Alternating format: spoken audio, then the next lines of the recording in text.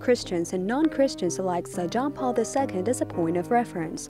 His life set an example that rings true during this year for priests more than ever before.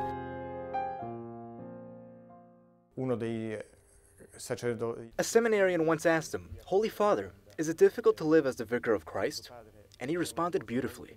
He told him that yes, it was difficult and laborious, but it wouldn't be possible without the strength of being a priest and acting in persona Christi.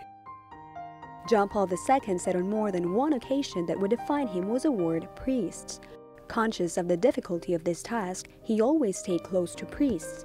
And by the letters that the Postulator receives from priests, it's almost as if he still was. I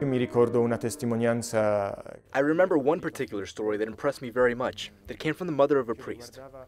After witnessing their son doubt his vocation, she asked John Paul II for grace, and saw how her son went back to being a priest according to the heart of Christ. But the decision to become a priest was not easy for Carol.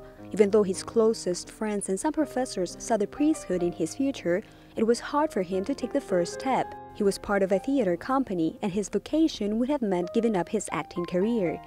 He would have had to put aside his love for poetry, art, and music. The price he paid for his vocation was renouncing his love for literature. But in return, he found the Word of God that filled his life. Then he communicated that to mankind. But it wasn't a complete renouncement. That love for poetry helped him get closer to God and understand people. It also helped him get closer to young people, something he had done in his early years as priest when he talked to students and doctors. He had a particular character that allowed him to have direct contact. He was passionate with young people. I'm convinced this forms part of his nature and character, but also of his experience as a priest.